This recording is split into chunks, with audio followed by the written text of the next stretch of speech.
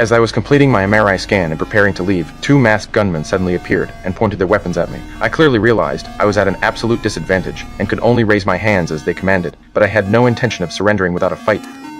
Riding on years of special forces experience, I quickly seized the initiative. However, a sudden wave of inexplicable dizziness swept through my brain. This momentary hesitation became a fatal flaw. The gunman I had subdued instantly counterattacked. Seeing him pull out a knife, I immediately stripped off my hospital gown and wrapped it around my hand to engage him in close combat. What I never expected was that the gunman I had shot earlier was not only still alive, but was now trying to push my head toward the blade, but they still underestimated my combat capabilities.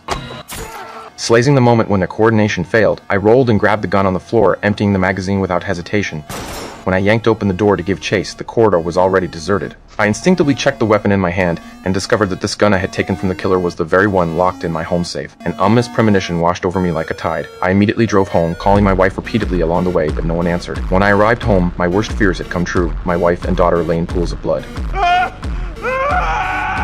The police arrived quickly at the scene. Detective Howard, who was in charge of the case, went to the clinic with a reporter to investigate strangely. Apart from the doctor's body, there was no trace of the killers I had described. The clinic, out of consideration for patient privacy, had not installed any surveillance equipment. Detective Howard believed either someone had cleaned the crime scene in advance, or I was mentally disturbed and had fabricated this murder. That evening, the female reporter came to me with the police investigation files, wanting to verify the details of the incident again. While reviewing the files, a shocking coincidence made my hair stand on end when my comrade Buzel committed suicide the day before. Howard was also the first to arrive at the scene. Today, when I was attacked at the hospital, Detective Howard was again the first to arrive. Logically, the police should be the first to respond to a report. Why would someone from the Federal Bureau be involved? I began investigating Howard, looking at the photo on my computer screen. As I placed my finger on it, I was suddenly horrified. Howard's eyes were exactly the same as those of the man who had tried to assassinate me. Combined with the previous information, I felt this person was definitely connected to the entire affair. Late at night, I infiltrated Howard's residence and shoved my gun into his mouth. I made Howard raise his arm, but strangely there was no wound on it. But my instincts told me that even if he wasn't the killer himself, he must be intricately connected to this conspiracy. Under my coercion, he quickly confessed everything. Paul Agnon, he's the guy who pays me.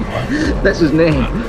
He gives me information. I get money in an account. Just as I momentarily let my guard down, he suddenly launched a counterattack. I then staged the scene to look like a suicide and left at that moment. I had no idea that the horror of this conspiracy far exceeded my imagination. What I needed to do next was find the man named Saul.